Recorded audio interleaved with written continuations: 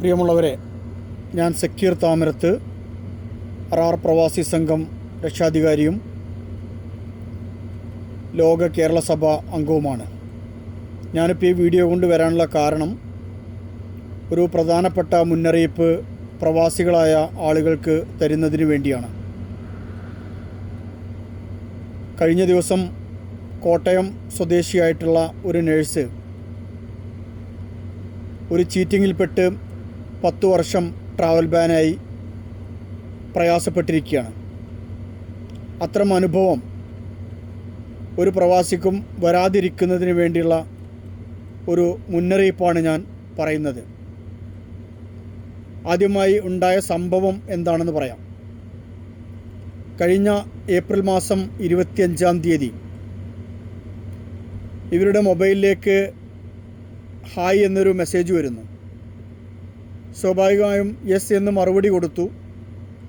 പിന്നീട് അക്കാമയുടെ കോപ്പിയും അതേപോലെ കോൺട്രാക്റ്റ് ഡീറ്റെയിൽസും ഡോക്യുമെൻസും അതേ നമ്പറിൽ നിന്നും വാട്സപ്പിലേക്ക് വരുന്നു.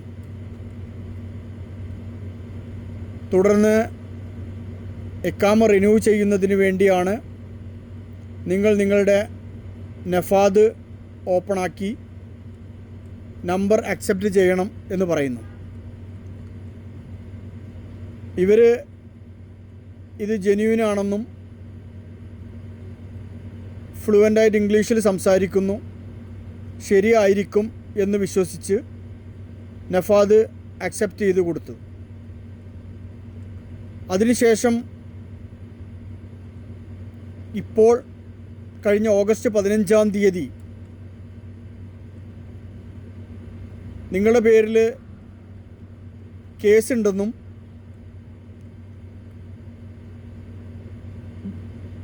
ഒരു വലിയ സംഖ്യ ഒരു കമ്പനിക്ക് അടക്കാനുണ്ടെന്നും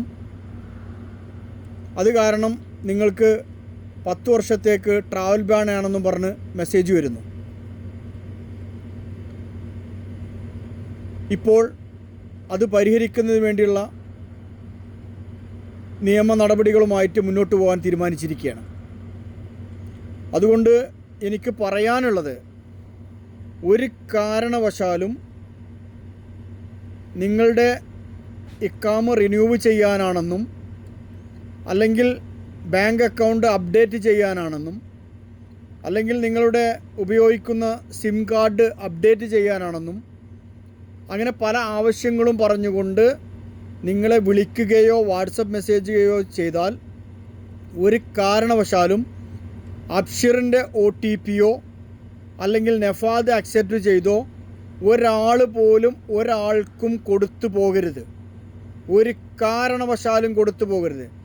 നിങ്ങൾ വിളിക്കുന്നവരോട് പറയേണ്ടത്, ഞങ്ങൾ ഡയറക്റ്റ് ഞങ്ങളുടെ കമ്പനിയുമായി, ഞങ്ങളെ സ്പോൺസറുമായി, അല്ലെങ്കിൽ ഞങ്ങൾ ഡയറക്റ്റ് ബാങ്കുമായി, അല്ലെങ്കിൽ ഡയറക്റ്റ് മൊബൈൽ കമ്പനിയുമായി ഞങ്ങൾ ഡയറക്റ്റ് ബന്ധപ്പെട്ട് ഞങ്ങൾ പരിഹരിച്ചോളാം, ഞങ്ങൾ ചെയ്തോളാം, ഞങ്ങൾക്ക് നിങ്ങളുടെ സേവനം ആവശ്യമില്ല എന്നുള്ളത് തീർത്തു പറയാൻ നമ്മൾ തയ്യാറാവണം. അല്ലാത്ത പക്ഷം ഇത്തരം കുരുക്കിൽ പോയി പെടും.